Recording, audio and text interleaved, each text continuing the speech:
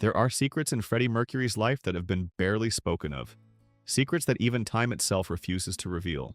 And among all the mysteries surrounding him, his voice, his loves, his final words, one remains unbroken. The mystery of what happened after the curtain fell. They say only one person knows where Freddie truly rests. Mary Austin. But what if she once hinted at something and only Brian May noticed? She told me something I can never repeat. It wasn't a place. It was more like a feeling, an enigma. She left me clues, but never the answer. And sometimes when I visit Garden Lodge, I think I can still feel him there watching. From that moment, Brian knew Mary was protecting something extraordinary. A secret Freddie had entrusted to her. One so sacred, it could never be written down, only whispered once, and then buried forever. What exactly did Mary tell him that day? And why did Brian later say he could feel Freddie's presence in the one place fans were never allowed to enter? Tonight we uncover the hidden clues, forgotten testimonies, and the shocking truths that even Queen's closest friends refused to speak of, until now. When Freddie Mercury passed away on November 24, 1991, the world went silent, but the silence didn't last. Across London, fans gathered at Garden Lodge, the singer's home, covering its black iron gates with flowers, poems, and tears. To them, Freddie had been more than a star. He was rebellion, freedom, and love made human. Yet as the crowd sang Bohemian Rhapsody in mourning, one woman inside those gates remained utterly still. Mary Austin. Mary wasn't just Freddie's former fiancée, she was the keeper of his most sacred promise. Before his death, Freddie had whispered to her where he wanted his ashes to go, and how no one must ever find out. Not even my mother, he told her. That final request became the weight she would carry alone. For nearly 2 years, the urn remained hidden. Some said it stayed locked in a Japanese lacquered cabinet in Freddie's bedroom. Others believed Mary moved it secretly between London and Switzerland to avoid suspicion. All the while, journalists camped outside her home, desperate to discover where the world's most beloved singer would rest. She never said a word. Then, one ordinary morning in 1993, she left Garden Lodge quietly. She told her friends she was going for a facial. No driver, no assistant, no press. Hours later, she returned, calm, pale, and wordless. The urn was gone. That night, a soft rain fell over Kensington. Someone noticed a small bouquet of fresh lilies beneath the cherry tree in Freddie's garden. It hadn't been there that morning. The next day, Mary appeared at the gate and read a letter one fan had left. It said, "Wherever you are, Freddie, we hope it's peaceful." She smiled faintly and whispered, "It is." That was all she ever said about it. Years later, Brian May spoke about that day in an interview, his voice trembling as he remembered Mary's silence. She told me it wasn't about the place. It was about keeping his peace. Freddie didn't want people turning grief into pilgrimage. He wanted to rest, not be found. Since then, theories have multiplied. Some insist Freddie's ashes lie beneath that very cherry tree at Garden Lodge. Others are convinced Mary scattered them over Lake Geneva near Montreux, where he spent his final summers recording. A few romantics believe she returned him to Zanzibar, the island of his birth, fulfilling the circle of his life. But no one knows for sure. And that's exactly how Freddie wanted it. His life had been lived under a spotlight. His death and everything after belonged to no one but him and Mary. And perhaps that's why the mystery endures. Because in keeping his secret, Mary ensured that Freddie Mercury would never truly fade away. His story didn't end with his last breath. It began with a whisper that only one person ever heard. Freddie Mercury wasn't born into fame. He was born into displacement. His first cry echoed not in London or New York, but on a small island off the coast of Africa, Zanzibar. The year was 1946. The air was thick with spice, humidity, and quiet tension. His parents, Bomi and Jer Bulsara, were Parsis from India who followed the Zoroastrian faith, one of the world's oldest religions devoted to fire, light, and truth. But Freddie, even then, seemed to burn brighter than most. As a child, he was sent to St. Peter's School in India, a British-style boarding school where rules were strict and emotions were kept behind buttoned uniforms. That's where he first became Freddie. The name Farouk felt too foreign, too heavy. Freddie fit better. Lighter, freer, almost like a mask he could wear. At school, teachers noticed something uncanny about him. He could mimic anyone's voice perfectly. He'd sing Elvis, then suddenly switched to an Indian classical scale without missing a note. One teacher, astonished by his ear for melody, convinced his parents to pay extra for piano lessons, an investment that would one day echo across stadiums. But while Freddie's classmates went home for holidays, he stayed behind. He often wrote letters filled with longing. "I want to go home," he once wrote, "but I'm not sure where that is anymore." That line would define his entire life. A man between worlds, always searching for a place to belong. In 1964, Zanzibar erupted in revolution. The streets turned violent and thousands were killed. Freddie's family fled, leaving everything behind. When they arrived in London, they were strangers, immigrants in a gray, cold city that didn't seem to notice them. But Freddie noticed everything. He studied faces, accents, the rhythm of English life. He turned observation into art. He enrolled in Ealing Art College, where he studied design. There, he learned about aesthetics, symmetry, and how to express identity through visual form. What no one knew then was that this young artist, often quiet and shy, would one day design one of the most recognizable logos in music history, the crest of Queen, featuring the zodiac signs of all four band members. Yet, for all his artistic brilliance, Freddie was still an outsider. The boy from Zanzibar, the immigrant with strange teeth and a stranger name. But that alienation became his weapon. He once said, "I don't fit in anywhere, and that's exactly why I can do what I do." By the time he met Brian May and Roger Taylor, he had already learned how to build himself from pieces. A collage of voices, cultures, and emotions. What he lacked in belonging, he made up for in invention, and that's what made Freddie Mercury unstoppable. Every performance was rebellion against invisibility. Every note screamed, "I exist." But behind that defiant brilliance was still a man haunted by the feeling that no one really saw him, except for one woman who would, years later, hold his deepest secret in her hands. By the mid-1970s, Freddie Mercury had already begun to turn into a phenomenon. Magnetic, unpredictable, and unstoppable.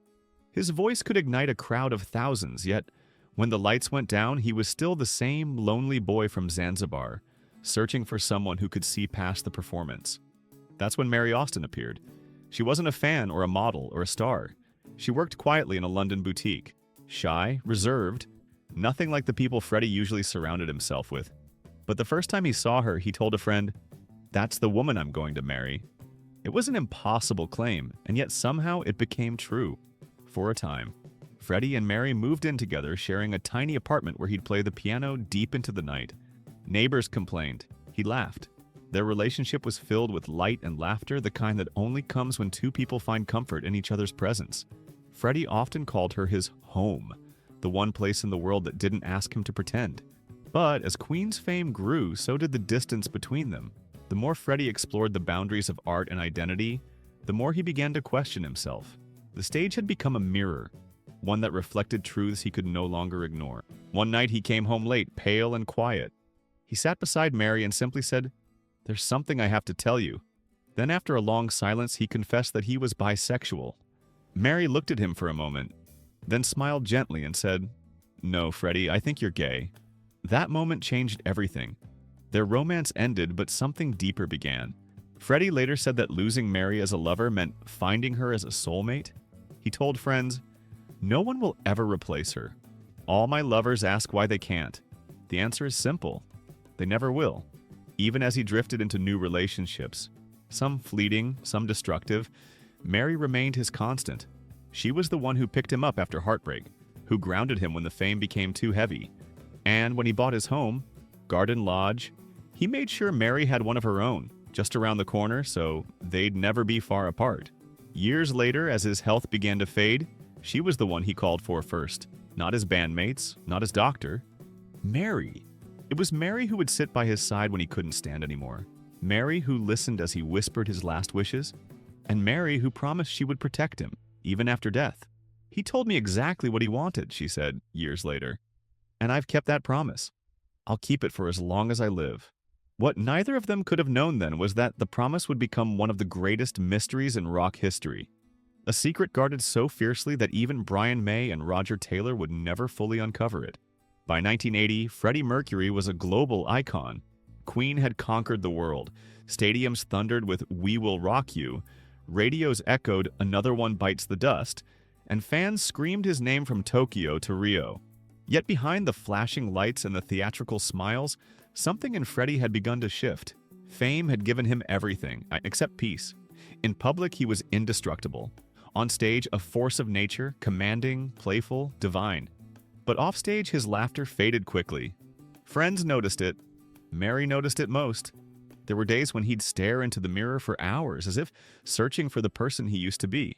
Fame for Freddie was both a blessing and a cage. Every show, every photo, every interview created another version of him. The performer, the provocateur, the legend. But few saw the man beneath the glitter. The late nights in Munich, the lonely breakfasts after the parties were over, the endless cycle of creation and exhaustion. He surrounded himself with people, lovers, assistants, hangers-on, yet often felt completely alone. "It's strange," he once told a friend. "I'm adored by millions, but I can't find one person to love me for who I really am." During this time, Freddie began spending more and more hours in the studio, not just to create, but to hide. Music became his refuge, the only place where the noise of fame couldn't follow. His voice, that supernatural instrument, became both his weapon and his shield. Every note he sang was a way of saying what words could not. It was in these years that he started his first solo projects, searching for a sound that was truly his. Away from the structure of Queen, Freddie experimented with dance rhythms, opera, and cinematic arrangements. The album Mr. Bad Guy was his rebellion. Bright, unapologetic, and deeply personal. Yet critics didn't understand it. They wanted Freddie Mercury the showman, not Freddie Mercury the human being. Behind closed doors, his lifestyle grew wilder. He threw lavish parties filled with champagne, costumes, and music that lasted until dawn. Rumors about what happened inside those walls became tabloid headlines. But what they missed was the truth, that Freddie was chasing something he couldn't quite reach: freedom. Still, even at his most extravagant, he remained kind to those closest to him. He'd tip waiters hundreds of pounds, buy gifts for fans he met by chance, and remember the smallest details about people others overlooked. That was Freddie, contradictions woven into charisma. But even as he danced through nights that glittered with excess, something darker was creeping into his world. A new disease, mysterious, terrifying, was spreading silently through the cities he loved most. At first, no one spoke about it. Then friends started disappearing. Faces from the clubs vanished, fear replaced laughter. Freddie didn't talk about it then, but deep down he knew the shadow that had begun to follow him would soon become impossible to escape. And when the diagnosis finally came, it would change everything. His art, his relationships, and the promise that Mary Austin had sworn to protect. By the spring of 1987, Freddie Mercury was living in a world of contradictions. Outwardly, he was unstoppable, recording, performing, laughing, dazzling. But privately, something had begun to unravel. A shadow was following him, one he could no longer ignore. He had always been strong, fiercely protective of his privacy, defiant in the face of gossip. But this time, the whispers were true. After months of fatigue, strange fevers, and a small lesion that appeared on his shoulder, doctors gave him the news he had feared most. It wasn't exhaustion, it wasn't stress, it was AIDS. Freddie sat in silence, staring at the floor as the words echoed in his mind. He didn't cry, not at first. He simply said, "How long?" The doctor hesitated. No one could answer that. When he finally told Mary Austin, she didn't say anything. She just held his hand. That quiet moment, no cameras, no press, no applause, became one of the most honest of his life. From that day on, Freddie made a decision. He would not live as a victim. He would not let the world turn him into a headline of tragedy. Instead, he would create. Work became his defiance. In the studio, he found purpose. He recorded tirelessly, pushing his voice until it cracked, then pushing further. "I'll sing until I can't stand," he told Brian May one night. "And when that happens, I'll sing sitting down." Queen's albums during this period, The Miracle, Innuendo, carried the weight of his secret. Listen closely and you can hear it. The melancholy hidden beneath the harmonies, the quiet plea inside the power. Songs like These Are the Days of Our Lives weren't just music. They were farewells written in code. Mary noticed the changes too. Freddie began spending more time at home in Garden Lodge. He stopped going out to clubs, rarely invited people over, and started collecting art and antique furniture obsessively, as if trying to surround himself with beauty before the darkness arrived. He told her he wanted everything in order, the house, his finances, his cats, but most of all, his legacy. Then came a conversation that would later haunt Brian May. One evening, while visiting Freddie, he noticed an envelope resting on the piano, thick, sealed, with Mary's name written on it in Freddie's unmistakable handwriting. When Brian asked what it was, Freddie smiled faintly and said, "That's something for when I'm gone." Mary's eyes filled with tears, but she said nothing. She knew better than to ask. Years later, after Freddie's death, Brian would admit that he'd thought about that letter countless times. He left her something no one else could have. Not money, not jewelry. It was something deeper. Maybe instructions. Maybe a confession. Whatever it was, she never spoke of it again. That envelope would become part of Freddie's final mystery, one that tied together love, secrecy, and the promise that would lead to the question the world still asks: where is Freddie Mercury now? After Freddie's diagnosis, the atmosphere inside Garden Lodge changed completely. The house that once echoed with laughter, music, and friends became quieter, almost sacred. Curtains were drawn more often, voices lowered. Those who visited spoke of the strange calm that filled the air, as if the house itself knew it was guarding something fragile. Freddie, despite the pain and the growing weakness, was strangely serene. He'd already accepted what was coming. "Darling, we all have to go sometime," he once told Peter Freestone, his assistant. "I just want to go on my own terms." And those terms included secrecy. Only a handful of people knew about his illness. Brian, Roger, John, even they didn't hear it from Freddie's own lips. They pieced it together from what they saw: the fatigue, the weight loss, the missed rehearsals. Still, Freddie kept working. Each day in the studio became a small act of rebellion against time. Mary Austin was always there, quiet, watchful, patient. She brought him tea, organized his medications, and kept visitors at bay when he was too tired to speak. But behind the daily routine, something unspoken passed between them. A mission. A promise. The letter that sat on his piano remained untouched for weeks. Some days Freddie would glance at it as if making sure it was still there. Then one morning, he asked Mary to sit with him in the garden. The winter air was crisp, and the roses, his favorite flowers, had begun to fade. "I'm not afraid," he told her softly, "but I don't want them turning me into a shrine." Mary frowned. "Them?" He smiled faintly. "The world, the fans, the noise. They'll want a piece of me even after I'm gone." Then he reached into his robe and handed her a small, folded note. "This is for later," he said. "When the time comes, you'll know what to do. But promise me, no one else must ever know." Mary nodded, but her hands trembled. She would later describe that moment as the heaviest silence she had ever felt. That night, Freddie burned several personal papers in the fireplace. Old letters, photographs, things from his past he didn't want the world to see. Brian May later recalled visiting a few days afterward. I walked in, and there was this faint smell of smoke. Freddie just looked at me and smiled, like he knew exactly what I was wondering. I didn't ask. I didn't have to. No one knows what was in that final note. Some believe it contained the location of his ashes, a secret that only Mary would ever learn. Others think it was something far more personal. A confession, perhaps, or a message meant only for her. Whatever it was, Mary kept it locked away. To this day, she has never spoken of it. "He trusted me," she once said, "and that trust means more than the truth." But Brian May would later admit that after Freddie's death, something about that promise began to haunt him, because the clues Freddie left behind seemed to point to something deeper than anyone realized. November 24th, 1991. The world stood still. News anchors went silent. Fans wept in the streets, and candlelight vigils appeared outside Garden Lodge before anyone had even confirmed the truth. Freddie Mercury, the voice that shook the world, was gone. Inside the house, there was no grand announcement. No cameras, no journalists. Just silence.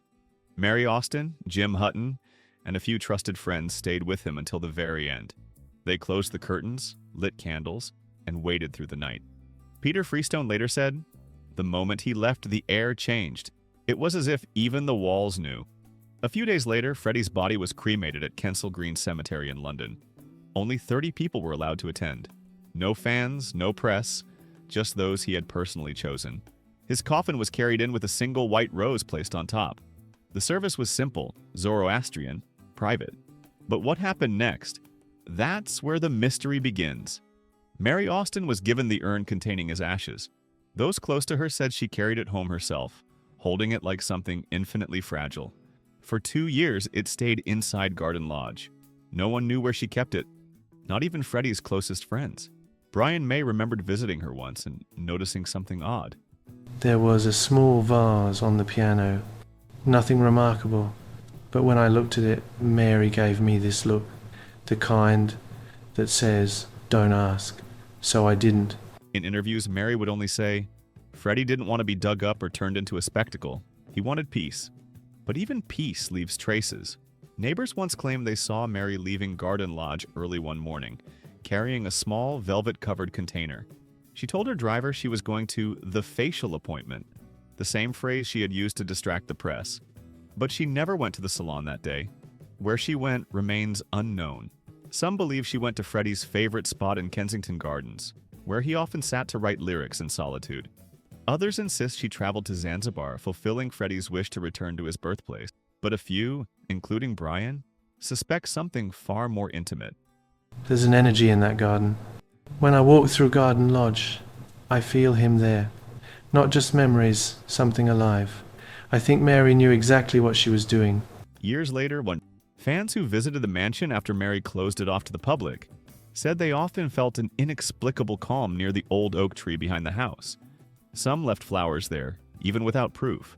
Whether guided by instinct or intuition, many believe that's where Freddie rests, beneath the roots of the tree he once called the quietest place in London. But if that's true, why did Mary leave other clues behind? Fragments of a larger puzzle that Brian May would later claim only the music could explain? In the years that followed Freddie's death, Queen's songs took on new meanings. What once sounded like pure theatrical genius began to feel like confession, coded farewells wrapped in melodies. Every word, every chord seemed to contain a clue to something deeper. Brian May was one of the first to sense it. In an interview years later, he said, I sometimes listen back and think, was he trying to tell us something? Maybe he was saying goodbye all along. Fans, too, began dissecting Freddie's lyrics with new intensity. Innuendo, the show must go on. These are the days of our lives, all written when his illness was quietly consuming him, sounded less like performances and more like messages. Even the title Innuendo hinted at hidden meaning, something whispered beneath the surface. Mary Austin, who was there during those final months, once said Freddie often wrote late at night, long after the others had gone home. Sometimes she'd find him at the piano, candlelight flickering across his face, playing the same melody over and over. He said the piano kept him from thinking too much, she recalled. But sometimes, the music itself seemed to speak for him. There was one song in particular that haunted Brian. Was It All Worth It? Written in 1989. At first glance, it seemed like a reflection on fame, the highs and lows of a rock legend's life. But after Freddie's passing, Brian couldn't shake the feeling that it meant something else. There's a line. I'll leave it all behind, my story's told. It's so final, almost as if he knew exactly how it would end. In the archives of Garden Lodge after Freddie's death, Mary found a few handwritten notes, lyrics scribbled on stationery, fragments of poems, and one line underlined twice. No grave, no stone, no sorrow, just the wind. No one knows if that was meant to be part of a song or something more personal, but it echoed Freddie's final wish, to be free of everything, even remembrance. And yet for all his desire to disappear, Freddie seemed to have left trails for those who truly knew him. Subtle gestures, hidden meanings. In the music video for These Are the Days of Our Lives, filmed just months before his death, he looked straight into the camera and said softly, I still love you. It wasn't theatrical, it was personal. To his fans, to his band, to Mary, perhaps even to himself. But what struck Brian most wasn't just the lyrics, it was the order in which the songs were recorded. The last track Freddie ever sang, Mother Love, ends abruptly, with Brian May singing the final verse. Many listeners assume it's because Freddie passed before finishing it, but Brian later hinted at something strange. He stopped mid-session. He said, I'll finish it next time. But I knew there wouldn't be a next time. Still, the way he looked at me, it was as if he was trying to tell me something I'd only understand later. That unfinished note, that missing verse, some fans believe it wasn't an accident, that Freddie's silence in that song mirrors his silence in death. An unspoken message meant only for those who could hear beyond the music. And for Brian, it would be years before he realized what those final silences truly meant. Years passed after Freddie's death, but the silence surrounding his final resting place only deepened. The tabloids tried everything: private investigators, aerial photos of Garden Lodge, even bribes to former staff members. Yet no one could confirm anything. It was as if the truth had been buried with him, and perhaps it had. Brian May never pushed Mary for answers. Out of respect, and perhaps out of fear. Fear that knowing the truth would destroy the mystery Freddie wanted to preserve. Still, there were moments that left him wondering. Mary once told me that Freddie's last gift to her wasn't something material, it was something she had to protect. I didn't understand what she meant back then, but now I think she was talking about him. One winter afternoon, Brian returned to Garden Lodge. The property had changed, quieter, emptier, surrounded by an aura that felt both peaceful and haunted. Mary offered him tea, but he barely touched it. Instead, he found himself walking toward the garden. The wind rustled softly through the old oak tree, and for a brief moment, he felt something electric. The same energy he used to feel backstage before Freddie walked out to the crowd. There, by the base of the tree, was a small brass plaque. It didn't have Freddie's name on it, just a quote engraved in simple script. "Love never dies. It only changes form." He never asked Mary about it, but the look on her face when she saw him notice it said everything. That night, Brian couldn't sleep. He replayed years of memories. The late-night talks, Freddie's riddles, the way he used to speak in metaphors. "You'll know where I am," Freddie once said, half-jokingly during a recording break. "But only if you listen properly." Listen properly. The phrase wouldn't leave Brian's mind. The next morning, he opened one of the old tapes from Freddie's final sessions. Rough takes of A Winter's Tale. In the background, barely audible, there was a whisper between verses, a faint hum that didn't match the melody. At first, Brian thought it was interference, but when he slowed it down, the sound was clearer. It wasn't music. It was Freddie's voice softly saying, "Home." Brian froze. Was it coincidence? An unconscious word, caught in a moment of fatigue? Or something more deliberate? He called Roger that night. "You won't believe what I just heard," he said. But Roger only sighed. "Mate, you know what Freddie was like. He loved a good mystery." And that's when it hit him. Maybe that was the point. Maybe Freddie didn't want his friends or the world to find him. Maybe the secret wasn't meant to be solved. Still, Brian couldn't shake the feeling that Mary had told him more than he realized. Something in her words or in her silence hinted at a truth that lay not in geography, but in emotion, in where Freddie truly felt at peace. For years, Brian avoided the topic publicly, but in private conversations he admitted one thing. When I play certain songs, I still feel him. Not as a memory, but as a presence. And every time I walk through that garden, I think he's still there, somewhere. In the years that followed, time seemed to move on, but the mystery never did. Freddie Mercury's legacy grew larger, brighter, almost mythic. His voice echoed through stadiums again, his face returned to giant screens, and his story was told in films and books. Yet, even with every detail of his life dissected, one question remained untouched. Where is Freddie Mercury now? Mary Austin rarely appeared in public after the early 2000s. When she did, her eyes carried the same softness Freddie had once described, a calm that knew more than it would ever say. When asked directly in a rare 2013 interview if she ever planned to reveal where she buried his ashes, she smiled faintly and said, "Freddie wanted peace, and peace, once broken, never returns. But peace, it seems, leaves traces for those who still search." Brian May often returns to Garden Lodge. He says he doesn't plan it. "It just calls me sometimes," he confessed once. There's a silence there that feels alive. I don't visit to mourn, I visit to listen. And it's in that silence, many believe, that the truth quietly lives on. Some claim Mary chose a place inside the walls of the house itself, behind the piano Freddie loved, sealed away forever. Others say she took the ashes to the countryside, to a quiet field where he once filmed A Kind of Magic. But a few close to the band insist she never left London at all. A gardener who worked briefly at Garden Lodge in the late 90s once spoke anonymously to the Daily Mail. He claimed that in the early mornings, Mary often sat by the oak tree at the back of the garden, whispering softly before standing up and touching the ground. When asked what she was doing, she simply replied, "Talking to him." Was it habit? Was it faith? Or was it the only place in the world where she felt he truly was? To this day, that garden remains private property. No fan has ever been allowed to enter, but visitors who stand outside its gates often describe a strange feeling. A warmth, a stillness, an energy that doesn't belong to the world outside. And maybe that's exactly how Freddie wanted it. He once said in an interview, "I don't want people crying over me. I want them to laugh, to play my songs, to live their lives." Perhaps that was his final act of love, to remove himself from the world's obsession so his music could live free of his body, to vanish, leaving behind a sound that could never die. As Brian said years later, he didn't want a grave. He wanted to be everywhere. Maybe that's the real secret Mary kept. Not a place, but a promise?